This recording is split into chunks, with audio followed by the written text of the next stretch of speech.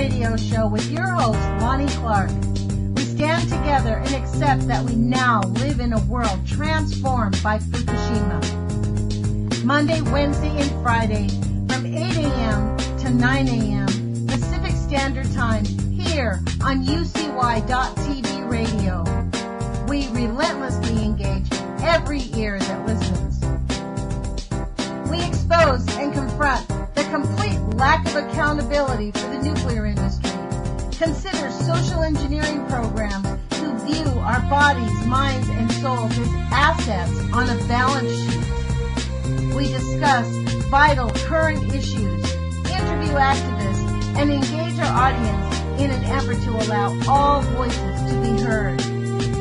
The Age of Fission radio show creates a venue that all will choose.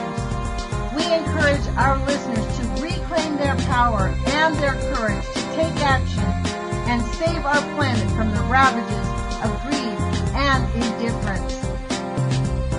Our actions matter. Every voice matters. We remind our listeners that happiness is resistance.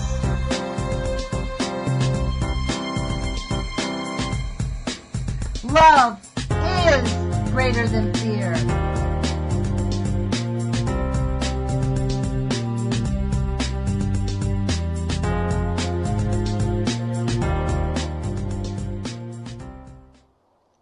Good morning, UCY.TV radio listeners. This is Lonnie Clark with the Age of Fission radio show. Today is March 2nd, 2017, and it's 8 o'clock in the morning here, live in Eugene, Oregon on the West Coast. Today I have a very interesting guest. She's a friend of mine that I've known. Actually, it's odd because I've helped her professionally, but we've known each other personally. And she has quite a compelling story, and because of that, she started an organization to meet the real needs of what she did not get. So her name is Jacky Kreple, and she is now the president of a formal nonprofit organization, a 501(c)(3). So yes, your contributions are tax deductible, to Fighters for Life. That's the number 4, correct, Jacky? We're introducing Jacky Kreple. Yes. From Fighters for Life. So welcome, Jacky, to the show. Thank you. Good morning. I'm so happy to be here. Yes, that is correct. Fighters, the number 4 Life. www.fighters, plural, FIGHTERS, number 4, LIFE.org, right? Correct. Okay, great. Well, thanks, Jacky. Why don't you, we only have an hour, and I hope that you'll come back because the organization that you have is really, really, really vital to people who have gotten caught up in the web of destruction that's been perpetrated. So why don't you tell people how you got into this and what your organization actually really does, and we can get into that. And I didn't ask you this beforehand, but I'm going to ask you just straight right now. I mean, you can feel free to say no, but I'd like to give out our phone number in case anybody has any questions in a little while. Oh yeah, that would be wonderful. Okay, so why don't you tell us a little bit about yourself, and then I'll give out the phone number. Sure. So what I did was in 2010, my husband was diagnosed with stage 2B, diffused large B-cell non-Hodgkin's lymphoma. And that is a very aggressive blood cancer. When we found his tumor, it was the size of a football. And I say we because Michael was a cage fighter at the time, and so he did a lot of self-exams, and I would help him with exams just to make sure that things were good. He was getting punched a lot and kicked a lot. Excuse me, what did you say he is? He was an MMA, mixed martial arts fighter at the time. Oh, okay. So he was getting in the cage and fighting and wrestling, and happened to be in his peak shape. I mean, he was working out about 6 hours a day for almost a year. And so when we found the tumor, we went to our local doctor, and they said, it's not good. Sent us for, a CT scan, sent us for then an MRI. And so the first things that we heard were just, it's bad. It definitely has arms and legs. It's definitely cancer, but we don't know what it is. And so we ended up at Cedars-Sinai, which is one of the best hospitals here in LA. And we spent about 5 days there trying to figure out what was going on. What ended up happening was they just said, listen, we're not doing you any service of being here. Michael didn't have a single, nothing showed that he had it. He didn't have any of the symptoms. There was nothing that made sense to them. And so they just told us basically, like, you know what, you have a limited time with what you've got here. You need to go home, hug your children, get your business in order because this is really bad. And so we were left with that for a week. We did find out a week later that exactly what the staging was, what the cancer was, and began treatment immediately. But I wasn't so settled on just the treatment. We made the decision to do the chemotherapy because Michael was 40. We had children under the age of 10. We were scared. We didn't know what to do. And I think that's where a lot of people find themselves when first diagnosed with cancer is like, well, of course you're going to do what your doctor says because your doctor knows, which I'm not saying they don't. But I do want to say that you should be open to all areas, Western and Eastern, and health and exercise. The list of food that we got when Michael was diagnosed was atrocious. I mean, it was all white flour, sugar-based foods. They didn't want him eating any fresh vegetables, nothing during treatment, which I just thought was absurd. So through our journey, I thought to myself, there must be a gift in this experience because it was so awful and so scary. And so as we moved through our journey, I saw a need that we experienced through the complete train wreck, the financial train wreck that cancer brought to our family. And I thought there must be a way that we can make a difference. And so we started riffing about it. And essentially we came up with Fighters for Life. And we fight for people who are undergoing treatment. We help them pay their bills. We help them with gas, food, emotional support. I'm available 24 hours a day and often get called 24 hours a day for emotional support. I have been so far to almost every patient's hospital bedside. I have a few that have been out of state, but I will come and be advocate for you in the hospital. I will teach you the language, teach you how to ask the right questions, because I think that's a big part of understanding your cancer journey is being able to ask the right questions and get the right answers and collect the information so that you have that power of knowledge to make these critical decisions from a place of Jacky, knowledge. where are you guys? I mean, you say you go out to see people, but I mean, where are you specifically? Where do you? So we're in Los Angeles, California. What part of LA? Because LA is a big part. Where? Well, we live in Palmdale. However, I've traveled as far as San Luis Obispo, which is, 4 or 5 hours. Now, where were you guys living when you got diagnosed with cancer? And where is he from? Michael's from Michigan, Grand Rapids, Michigan, and I'm from Woodstock, Vermont. Uh-huh. We met here in California 19 years ago. He's from Woodstock. Where did you say he's from? He's from Grand Rapids, Michigan. Grand Rapids, okay. Yeah. Wow. And so then how did you get into this? I mean, so you went through the cancer, obviously. You guys suffered your own journey of now, is Michael fine? Michael's fine. Michael is in remission. We're 7.5 years out now. And wow. Congratulations. Just released from oncology. They just told us finally, we don't want to see you again. Woohoo! Wow. That's really nice. Yeah. So you have been seeing doctors for these 7 years? Yes. So the first 5 years, let's say the first 3 years was every 3 months, and every 3 months we would go in, and UCLA, Cedar, and all of you are all teaching schools. So you would have the student come in, kind of review your charts, your blood work, and all of that, and they'd say, well, everything looks fine to me. Let me go talk to Dr. Miller. And then this happened for 3 years. The lead doctor would come in and say, everything's not okay. Your numbers are not okay. This is risen. This isn't okay. I think we should do another PET scan. My husband has had 7 PET scans. What? CAT scans? PET scans, PET scans. What is that? That is when they inject you with nuclear sugar water so that they can see an uptake of cancer cells.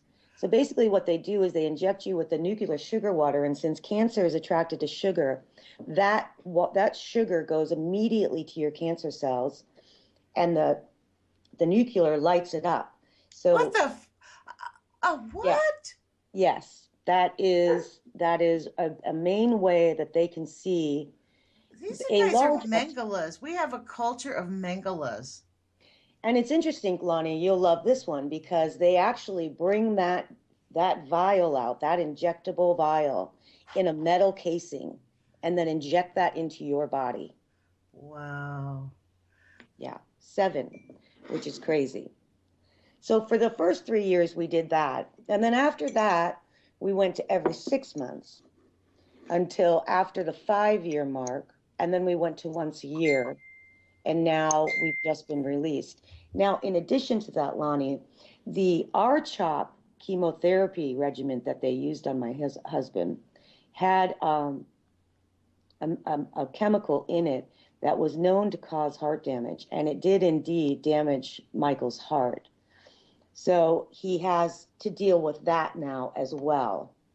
Now, for Michael being in such good shape and where he's at physically, we've actually refused to take any of the medication that cardiology has offered to us, simply for the fact that because he's not dealing with any symptoms, because it's holding steadfast and it seems to sort of be Michael's new normal, I wasn't willing to go on any more drugs because I just didn't want to deal with the side effect of those drugs hurting the kidneys and the liver and that sort of thing. So people have to be very careful because the medical industry is very quick to give you more medication, which creates more problem, which creates more need for medication. So you have to be your own advocate. You have to do your research. You have to make decisions clearly from an educated stance for yourself. You know, for people who are just starting out, who don't really understand what real nutrition is, don't understand how they put themselves at risk for the cancer, I mean, all those things. Seriously, this is why I encourage people, like, I think people really need to learn about healthy healing, about real, like for me, one of the big things that really does upset me is we know that there's cannabis treatment that will work 100% for a lot of cancers. That's right. And we also know that cannabis absorbs radioactivity the best in our atmosphere. We should be growing fields and fields and fields of hemp right now. That's And right. this is so the fact that you say that they are quick to give you medicines, which is, you know why? The same reason the nuclear industry is quick to dump their waste. Nobody's held accountable. Nobody goes to jail. We kill 1 million people in this country a year with medicine. Well, you have to understand, Lonnie, that it's a multi-billion-dollar industry. So that makes it acceptable. This is my point. That's not acceptable. That is not an acceptable thing in my view. Of course it's not. But that's the way things are right now in our society. It's all about the money. It's about curing cancer. It's a multi-billion industry. Why would they want to cure cancer? Why would anybody want to cure cancer that makes billions and billions of dollars? Unfortunately, Wow. It's a hard question to ask. Well, I think they've lost their humanity, but but people are going to it's like with Michael. Michael survived what, 6 years now, right? 7.5. Wow. Yeah, 7.5 almost. Yeah. Yeah. And I think, Lonnie, I want to add right here, though, I want to say Michael had a fighting attitude. He had a positive attitude. He went into this with I'm going to make it and I'm going to do whatever it takes to make it. Just like Kevin Blanch had cancer. That's what he said. There was never a question. They told him he was going to be dead. Like, go home. Same thing. Same exact thing. Go home, get ready to die. He's like, fuck you. He did do their treatment, but he got some kind of, that's when I first met him. He was still doing the juicing. He went to the hospital and got juicing. His hospital he was in an quote experimental program of mixing so-called alternative and standard. So I don't know what type of standard medical treatment he was getting, but he did get some. Yeah. But I know that he was getting juicing. They were giving him juices 3-4 times a day to make sure he would get it. That was part of his treatment. Well, that was part of what I did for Michael here as well. And that's what I can say to people is that you're not going to find a lot of hospitals that are willing to do that. That your insurance companies are willing to pay for. So you have to get proactive and get educated on what types of foods are right. And believe me, it's very overwhelming at first. I mean, even though Michael and I had a very healthy diet prior to his cancer, I refined that so much. But in the beginning of doing that and learning everything that I learned, I would go to the grocery store and have an absolute panic attack because I'm like, organic was far too expensive for me. And so then I was looking at everything having pesticides. So then I was feeling like, well, there's nothing that I can buy that's good for us. There's nothing that I can buy that's 100% good that I can afford. But you can get through that. There are things that you can do. There are things that you can buy and afford to buy. And there are local farmers markets that are very reasonably priced. They're maybe not in Santa Monica, but certainly outside of Santa Monica and out here for us, there's some wonderful farmers markets. And when you become established as a buyer there, you could talk to your local farmers. They'll work with you to help you stay healthy. That's what they're motivated to do organic farming for. That's true. That is actually really true. And there's a lot of people out there that are willing to help you and give you information. But it's important to get to know them. It's kind of like, I'll share a little story. Kevin Finnegan, who's an nuke truther, as I like to call us, he moved here from New York City to Eugene, Oregon. And we were out at the farmer's market, and he was speaking he loves to eat strawberries. It's like his favorite thing. I mean, he's like, he should turn into a strawberry. He probably eats a pound of strawberries a day if he could do it. I mean, you know what I mean? He just loves it. He was talking to this, but he likes them underripe, a little bit underripe. And so the farmer's like, yeah, just come out to the farm and we'll just give you, we can set you up as often as you want. We can save the ones for you. And it was like so cool. We walked away. We're like, wow, man, where do you find that? And that's what it's about, is getting to know your farmer, staying local with your food. That's right. That's right. Absolutely. Because these small communities, I think a lot of people forget that they exist, and they aren't always obvious, especially for people who aren't used to being part of communities like that. But they do exist, and there are people, and they do care, and they want to help, which is important to tap into. And that goes for any cancer community as well. There are plenty of people within the realm of your cancer diagnosis that have had it, have survived it, are going through it, want to share it and be there. So you need to reach out to those organizations within your cancer diagnosis and find people that are willing to help you. And also making sure that you build your own community through your friends and family. Support is such a big part of the healing, and knowing that people are caring for you or praying for you, or just the power of love, I think is so important when you're on this journey, to know you're not alone. And now that I mentioned that, I do want to bring up, because I think it's an important, very important thing, is that caregivers also need a community. Being a caregiver for a cancer fighter, whether it's a friend, a family member, a daughter, or a spouse, can be a very lonely journey, even when you're side by side with the person you're caregiving for. I can speak personally as a spouse that it was such a wedge that was put in between Michael and I, because we both felt so infected and affected. I didn't have cancer in my body, but I felt as though I did because the person I loved so much had it. And so we would have conversations sometimes like, honey, I know that you have cancer in your body, but this whole family has cancer right now. So I think it's really important for caregivers to understand that they need love and that they need their own support system as well, to not get lost in the shuffle of numbers and medications and office visits, and to not take care of oneself as well. You can't continue to be that caregiver if you're letting yourself fall apart.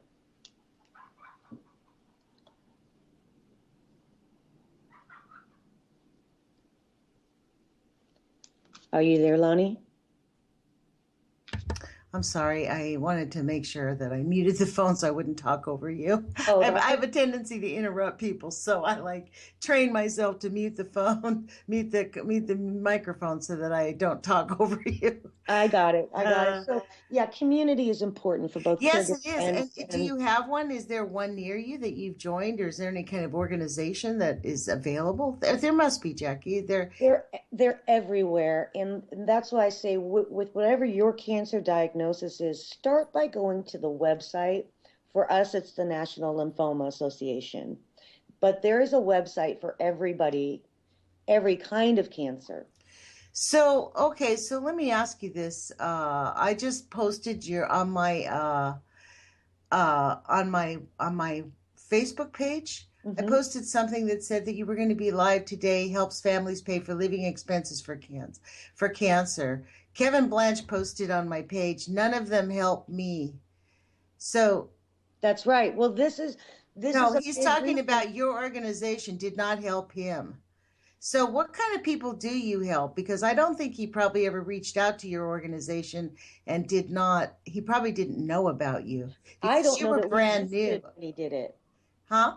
I don't know that I existed when he went through his cancer. Yeah, I don't think so. Or maybe you were brand new because he just got released like last year and he had his cancer like 11, 12, and 13. So I think it was all brand new. Yeah, so the way that we do our cancer, or the way that we allow funding, is that you have to be in active treatment. There's that is really all. You need to be nominated by your oncologist. We need to know that you're in active treatment, and then based on our funding availability, we can help people. How long have you been doing this? Since 2014, right? No, I started this endeavor really in 2011, but it's really been me, myself, and I, and so all of the process of getting the 501c3. So before the year that mine went through, it was much harder to get a 501c3. There was a 2-year waiting list. It was a lot different. Yeah, yeah, yeah. Yeah, so I've been on this endeavor since 2011, and 2013 was when I got my official 501c3, even though I'd had my corporation since 2011. Yeah, yeah. And so, but actually, you were just brand new, right? Brand new. Yep. Yeah. And now I know, And when someone calls you, what do you say to them? What do they ask for? Give us kind of a little scenario of what would happen when somebody calls you up and says, "Hey, I have cancer, I need help." And what do you tell them that you can do for them? well, I just start out by getting to know them, actually, really.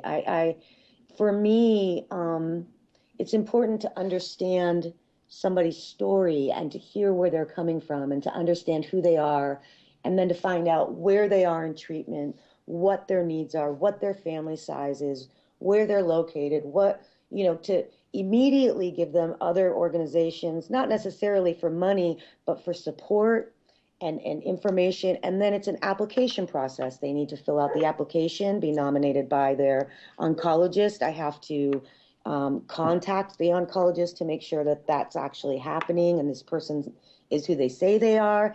And then once that whole process is done, and it does take a few weeks, then we can move forward with funding based on the individual's need and the amount of money that the organization has at the time. How many people are actively engaged in the organization now?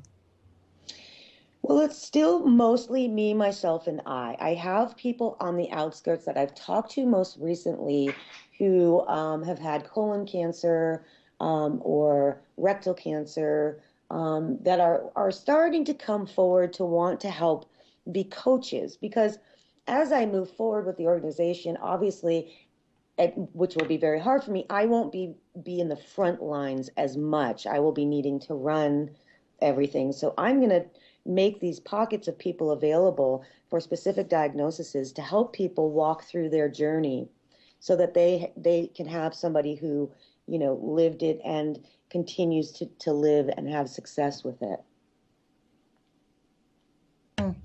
Well, that's really interesting. The whole thing is very interesting about this. I mean, the fact that there's no real help in all of these treatments that we hear, the St. Jude's, you and your family shouldn't have to worry about cancer treatment. Well, who's going to watch your family? Who's going to pay your family's bills while you're getting cancer treatment? I mean, most Well, families in America are 2, 3 paychecks away from disaster.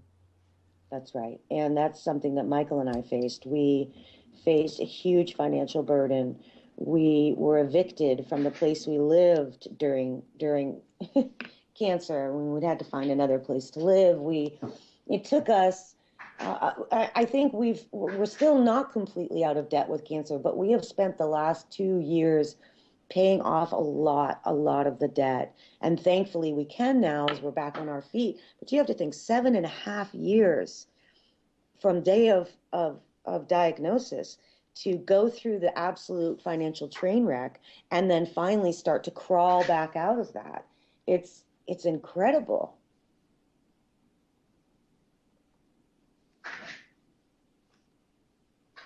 And that's where I think this actually really twists my head thinking about how deep this is, though, because we're living in a society where I believe that we've been intentionally given cancer.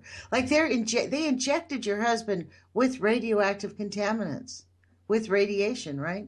Well, yes, radiation and chemotherapy, and then standard radiation as well. Well, so this is their justification. It helps him get over the cancer, and if he lives another 20 years and gets cancer in 20 years from the radiation they gave him, it was worth it because at least he's had 20 years.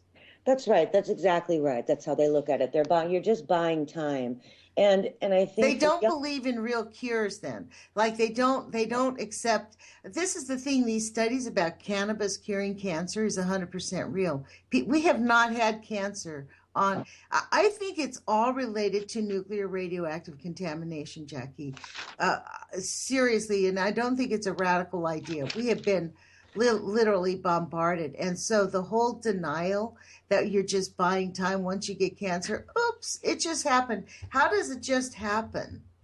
I mean, it's so, I don't know how you do this. I mean, in your organization, when you go out and you meet with these people, have you had to have people not survive? Like, have you been with people who have been terminal that you've been helping through the process? And then, I mean, that must be very burdensome on everyone. I mean, what a blessing to the family to have you guys help them pay the bills. But my goodness, what a sad thing. I mean, well, most recently that I had my first transition experience, and actually it was with a woman who I knew through our love of horses. We weren't say friends, but through our love of horses, my horse trainer and her horse trainer were the same. And so most recently, her husband was diagnosed with stage 4 melanoma. He was put in the hospital in late December. I was called pretty much right away and spent the last part of his life at every appointment with her and became her voice. And that's what I'm good at as well, is, when she had no voice left, she handed the reins to me. And so I was able to communicate with hospice and the doctors and the nurses and sort of navigate this last few weeks for them and really, figure out, when it was time for him to go to hospice, and we talked to hospice, and then helping her figure out a funeral home and the burial and all of that, where she, within 2-week period, her husband was working. He went to the doctor, he was admitted to the hospital, and he never left. Oh my gosh. Wow. Yeah. I'm so sorry. That's sad. Yeah, it was really unbelievable. But I'll tell you, Lonnie, what was really unbelievable to me as well was, here is a man with stage 4 melanoma. The doctors knew that there was nothing they could do, but they went ahead and did a surgery to remove a tumor that was literally attached to all of his blood vessels and was making its own blood, basically. It was its own bleeding alien life force in his body. By removing that tumor, They created a bleeding situation that was out of control, which meant that they had to intubate him for a week. So for the last 2 weeks of his life, when if they had not done this surgery, he most likely would have at least had those 2 weeks at home with his wife, figuring out what was going on and what he could do to help prepare his wife for the end. Instead, he was in the hospital intubated when they knew before they touched him with that surgery he was not going to make it. So there again, why would you do that? Why would you take away a man's ability to finalize his life for a surgery you know that is not going to be life-saving for him? It was Money. very, It's very for difficult. money. It's for money. They Yeah, charged a lot of money for that. yeah. But And let that, me ask you this, Jacky. You advocated for this woman. You were there while they were making these decisions, right? yeah. So you cannot speak up and say, really? Do you guys? I mean, did you know that Well, surgery was? I came in right after the surgery during the intubation. But when I talked to the lead doctor when we were actually getting ready to move him to hospice, because Ed wanted to come home, but unfortunately he couldn't uh, he was going to essentially bleed to death. And so the wife was going, I can't have like a bleeding, dying man in my house. So we pulled the head doctor and we're like, this isn't going to work. This type of hospice isn't going to work. And he said straight up to us, he's like, well, I told Ed not that he should go to hospice right away. And so his wife was like, well, why didn't anybody tell me this? Why wasn't I part of this decision? So, that That's was a good question. Well, that's because Ed didn't want her to be part of the decision. yeah, I mean, he wanted to fight. Um, and Wow. that's what he did. And but even still at the end of the day, you still wonder why somebody didn't put their foot down and go, this is not going to do anything. It's not put your foot down. They encourage it. They made her feel like if she didn't do it, she wasn't doing everything she could for her husband. That's probably what they told him. Right. I Right. mean, this is the thing. They sell it to you. And the real sad part is they have sold it to the physicians. Right. Like the physicians 100% believe the bullshit. Right. Excuse my language, but that's really it. It's really sad. I mean, when I tell people that I literally got cured of arthritis in my mid 30s, people look at me like I was, like, oh, you must be exaggerating. But no, it is true. I met you, Jacky, when I was first being healed right after I'd gotten well. That's right.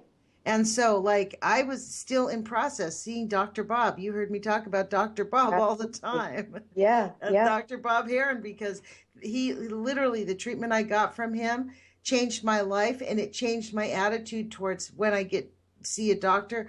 Actually, Dr. Bob had a very serious illness, and they told him to go home and die, and he found a method through a high injection of vitamin C, and he found another caretaker, another physician, a real physician, not an AMA physician, who actually helped him get well. And Yeah. now he's running marathons at 70, Right. you Right. know? Well, that brings me to somebody who really helped Michael and I as well.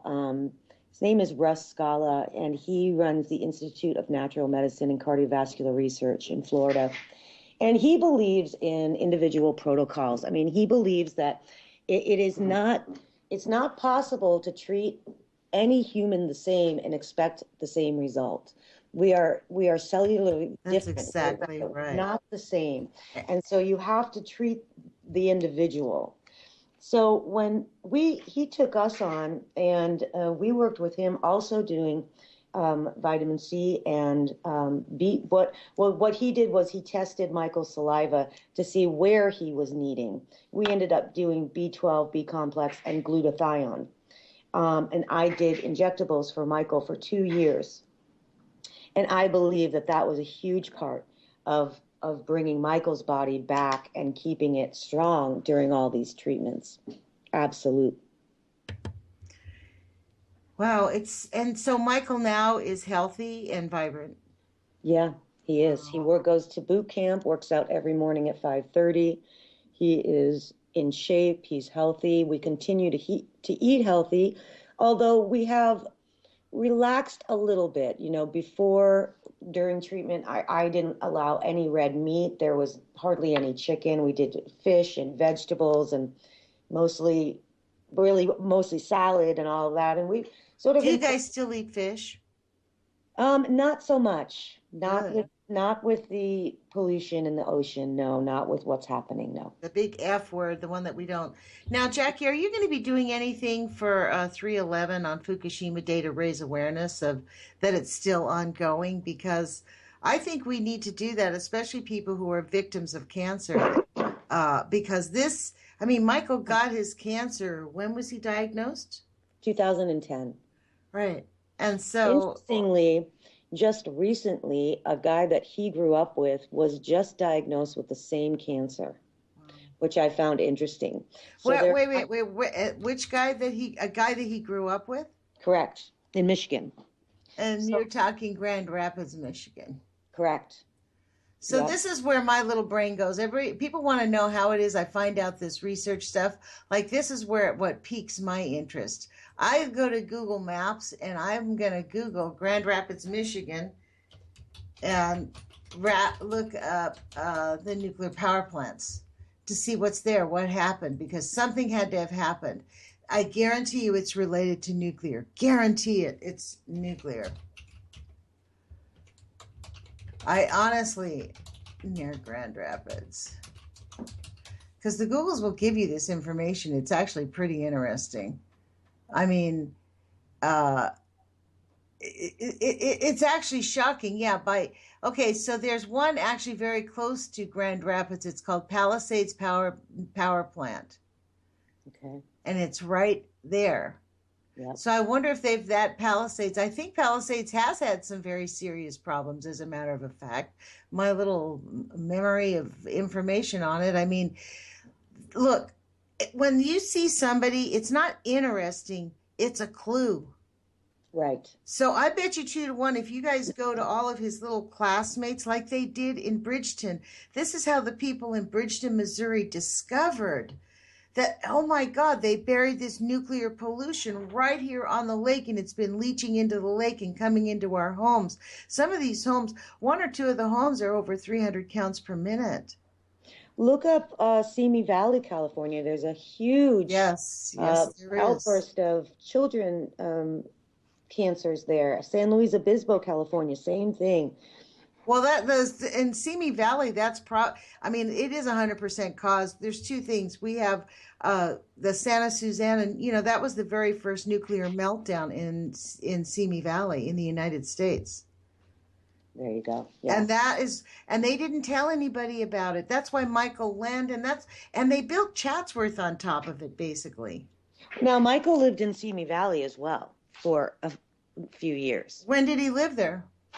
Before his diagnosis? Yeah, back in 95. Yeah, so there you go. Hello, cancer. This is the reason that and then I guarantee you he could probably look at what happened to him around when he was growing up, because what's weird is him and his friend, maybe that was the trigger. Maybe he got because you know how nuclear contamination accumulates in your system, right? So maybe it just was like, boop, just enough. Moving to Simi Valley triggered that same cancer that maybe, I don't know. This is where we don't have science. This is the cruel injustice of it all, Jackie. Yeah.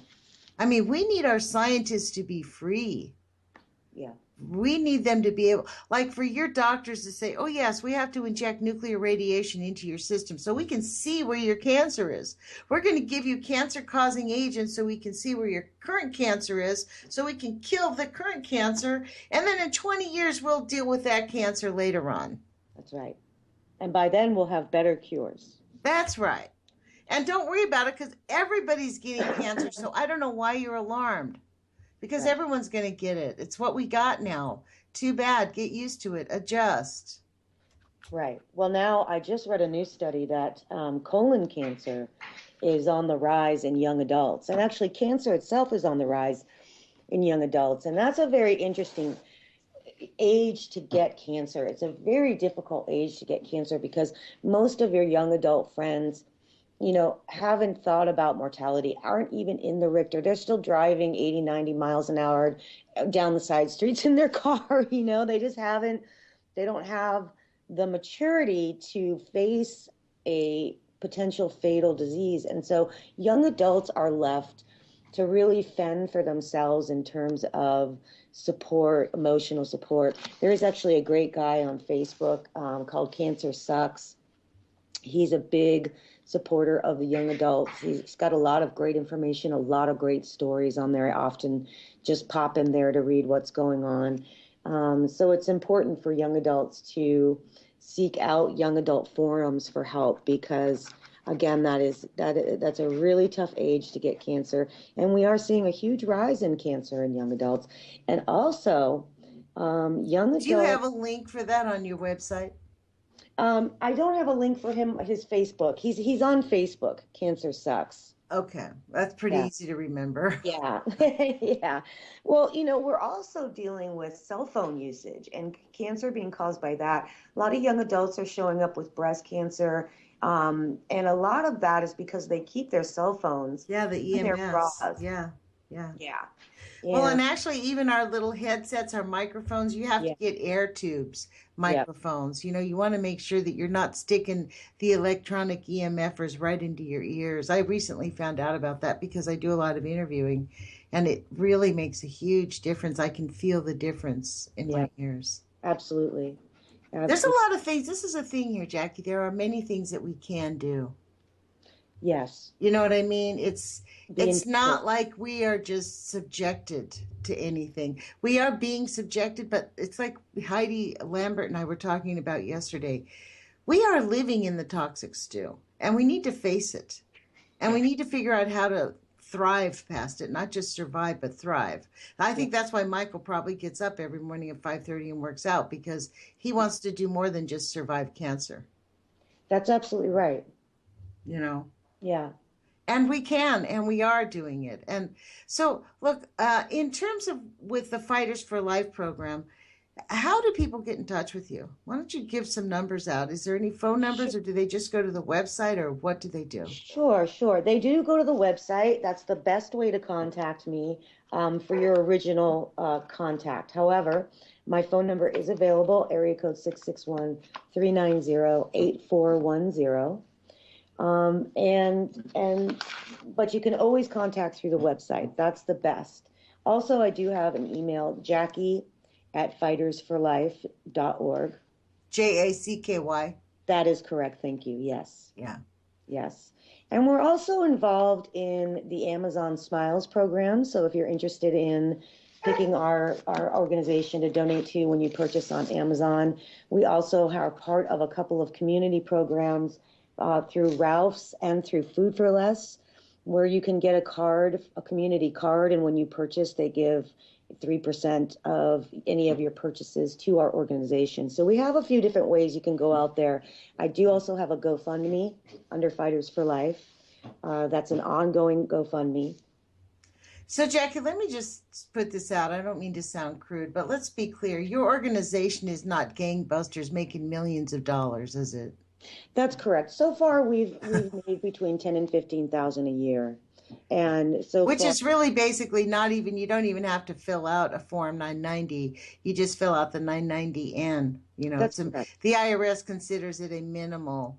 Anything under $50,000 is considered a minimal organization with the IRS. Not like the Natural Resource Defense Fund, which makes like $389 million a year, and their CEO, their president, gets paid $350,000, $500,000 a year. That's right, and that's the whole goal for Fighters as well, is that, I have no cost right now, 100% of what comes in goes out. That's something that I want to stay true to in the integrity of Fighters, is that I want to keep any kind of administrative costs very low, very reasonable, and give way more out for our donations, and give the donors the opportunity to actually donate to people and make a difference in the community. Yeah. It's very, very important. And I do want to just touch base on our conversation in regards to, the burden of going and maybe walking somebody through their transition or holding somebody's hand during chemo. Yeah. It's not a burden. It's what I do. It's what I'm good at. I show up and I do that thing, and Thank that's you, what I love to Jacky. do. I That's love to really help people. That's very beautiful of you. Thank you for being willing to do that, because I know you can probably tell by the sound of my voice. For me, it would really be a. I mean, I guess I wouldn't be a burden. I did help somebody go through that transition of going through hospice, and I did see her every single day. I knew someone who was had cancer, late stage cancer, and then got permission to do the euthanasia thing, and it didn't work. She was one of two patients in 18 years who did not die, and she had to go into hospice care. And we found her partner found her a lovely hospice place to go into, and I would go and sit with her every single day. I mean, I cut my work stuff in half, and I just made time for her, and it was a very beautiful time for both of us. So I understand what you mean. It was not a burden. It was, yes, the end of her life, but it was not a burden. Yeah. And that's a thing too, these hospice care nurses well, all the nurses are really unbelievable. Yes. They're going to be a PowerPoint for you when you can't reach your doctor. Really, you're going to spend a lot more time talking to your nurses anyway. And the nurses are amazing. That's true. And nurses are really the true comfort. But this is the thing. This is why I have to say I spit nails at our medical industry. The way we discount nurse, the way we misinform our doctors. Our doctors are it's astounding that they wanted to give Michael a protocol that did not want him to eat vegetables and stripped him of all nutrients and anything. It's just it's beyond comprehension that our doctors know nothing about nutrition. Well, that's something I talk about in my book, which I haven't mentioned either. Oh, please do. We have about 10 minutes left. Okay, so I am a published author. It's called Your Amazing Itty Bitty Cancer Book. It's 15 essential steps to help you navigate your cancer diagnosis. It is available on digital, on Kindle. I do have hard copies. You can also buy the hard copies through Amazon. It talks about just that, how doctors are there to treat the disease. And then you need to figure out how to treat the patient, how to keep the patient healthy. There are patient advocates, there are social workers there are nurses, there are people that can help you find avenues to get this information. But that's the thing you have to think about is, okay, I have a doctor, he's here to treat the disease, but I have to treat the patient and make sure. I had a patient going through lung cancer who was getting treatment, and I was helping her daughter walk through the journey. Now, she was so sick, she was at the emergency room to get, hydrated because she just wasn't able to keep anything down. And they wanted to put her in an ambulance and take her for her radiation. And I said to her daughter, I said, radiation is cumulative. Sweetheart, by the time this radiation works that they're going to give her today, she will no longer be there with us. You need to just get her comfortable, make sure she's liquidated, make sure she's okay, and be her advocate, and do not allow them to do this. It's very important that we advocate for people who have them ask. Well, look, your book is amazing. It really is amazing. It's only 33 pages. If you know anybody this book does not give you quote alternative ideas. It talks about it on the briefing, and Jacky and I talked about it, and the reason is she wanted to make this accessible to doctors' offices. And so you know how that works in the United States. Any alternative or real healing involved with cancer books, and they just will not put it in their offices. So I strongly urge you to get the book. It has very valuable information if you know anybody who's gone through cancer. It talks about financial assistance, drug assistance programs, record keeping, helps you figure that out. It kind of helps you organize your thoughts on all the different kind of decisions you're going to have to make. It's a very brief book. You can find it on Amazon. I would really strongly recommend that you just purchase the book or contact Jacky to be able to get it, so that if you have anybody in your family who's going through cancer, it's a seriously simple, easy book that's handy. It's not big, but packed with information, Jackie. I forgive me for not mentioning at the beginning of the show, but it is actually an amazing, really well-written book. Thank It's you so much. Yeah, it's it's it's just one of handy. those little pamphlets that can tell you this what they mean by the stages of cancer, the grading of cancer, when it's time to get a second opinion, that it's okay to get a second Well, opinion. I would like you to write a second book about the real healing, the juicing, the idea that add in the fact that cannabis does cure cancer. Yeah. You can link in real studies. There is real scientific studies to different forms of healing, like vitamin C therapy, cannabis therapy. There's things that you can do to really do it that is not accepted through the American Murder Association. And I seriously, I hope that you will take the time to write another book. It's coming. Yeah, I have a couple of different book ideas. One for the caregiver and then one for the holistic and that. And Yeah, those that caregiver, that's a very good point, because there are a lot of people listening who are caregivers. yeah, and it's very easy to forget who you need to take care of when you're taking care of somebody who's very sick with cancer. It's very overwhelming. So it's Yeah. very important Yeah. that you get your own community going. And cancer can be a gift. There's a lot of things, Lonnie, that I will say that can come out of a cancer diagnosis that can become a gift, whether it's a changed way of thinking, a changed way of behaving, a changed way of seeing the world and embracing life and loving those around you, changing your health. There's so many gifts in this journey, and that's what we need to find. What's the gift for us? It's individual for everybody, but it does live within it. Even when it's even when I'm dealing with somebody whose spouse is dying, there's a gift in there somewhere, and it's important to seek that out, to embrace that and try to find the positive in it.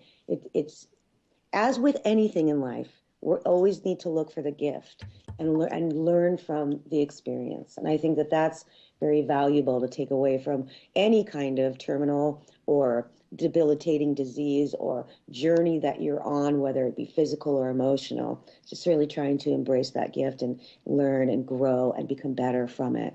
Well, wouldn't it be awesome if we could put that very same words into practice in our own in our own country and on our planet, and towards our efforts towards taking away the imbalance of the attack. I mean, it has really hit me very hard recently about how much we are pummeling our planet Earth, our mother. The Mother Earth is just being pummeled on a daily basis, and I thought it's so ironic that we have two abusers as president of the United States. I mean, they're about to pummel. They are starting to pummel unless we can push them out of office. They're about to seriously harm our countries. I mean, they're already not staffing the State Department. That's already harming us. With the State Department going with nobody filling it, they should be having emergency session meetings to fill. But the reason they want to do it is that's what he's calling draining the swamp. We're not going to fill those appointments anymore. We're just not paying that. We're going to cut it down. We're going to show you that we can work without it. Yeah. But Jackie, my hat is off to you, because what you did was you turned your husband's cancer into an organization that helps the victims of cancer. Like, it would have been really awesome if your organization would have been around when Kevin Blanch was, he struggled a lot. Like, he lived on very little money. Yeah. But then this is the hard part. And this is probably, you guys have gone through this, but it might be easier because you're partners. But once you're finished with your cancer treatment, you still have to go out and get a job.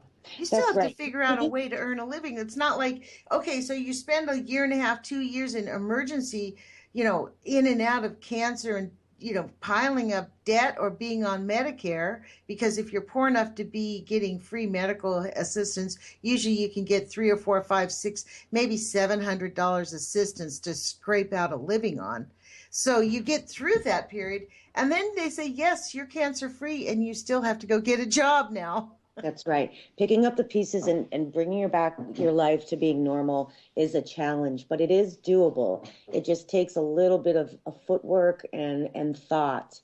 And I do want to say too that just because you brought him up, Fighters for Life has helped everybody from age 3 to age 90. We don't discriminate based on age. Anybody who's undergoing treatment is eligible. Well, I want to make sure that that is out there as well.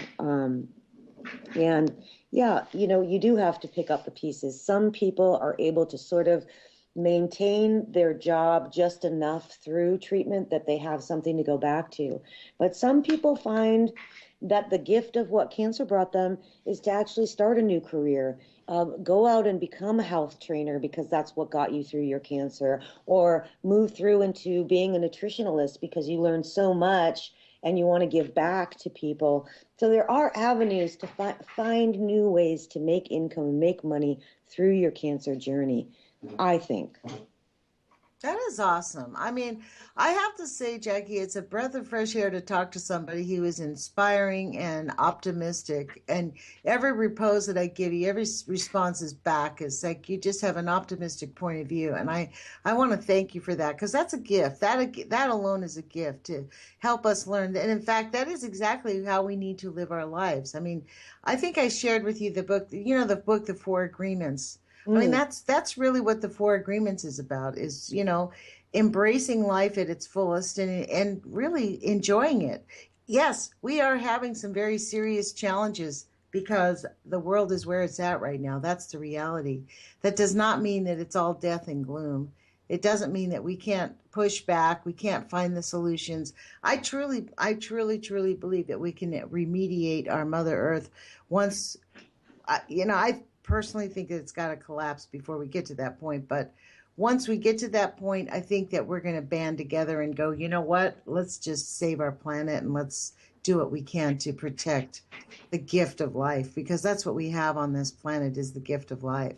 That's But right. I have to say, I was listening to Jules' show this morning. The producer of this show has a show, well, we only have 2 minutes left, but it's called Before the First Cup, and she reads about the AI and the military and the bioteching.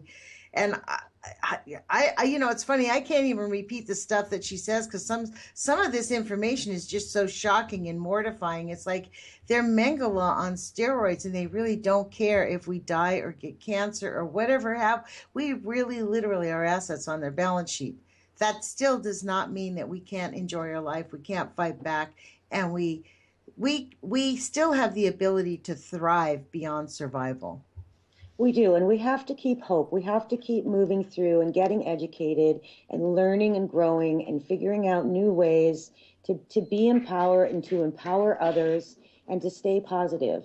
It's really important, because the doom gloom can really take over, and if that happens, that's detrimental. We need to keep moving forward and keep pushing for the things we believe in. Well, there's so much contamination. Like you guys, we live on the West Coast. We're being hammered. We have been hammered with radioactive contamination. So has the Midwest. So has the East Coast. I mean, it's just out of control, but we still can thrive beyond it. That's what I think. Like, I don't know how much longer humanity has to live, but for as long as it is, I'm going to keep on swinging. So, Jacky, we have 30 seconds left.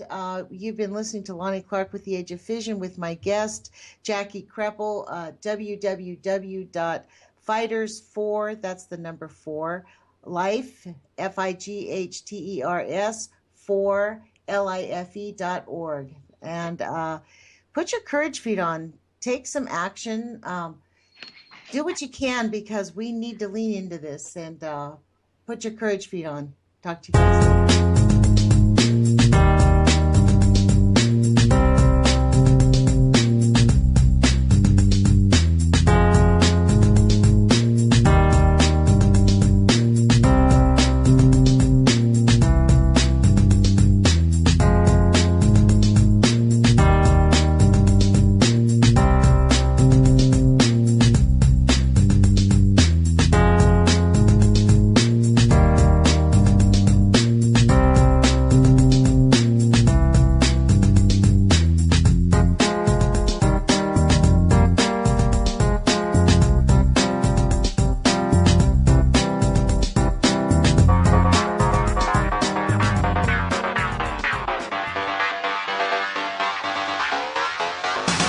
You are listening to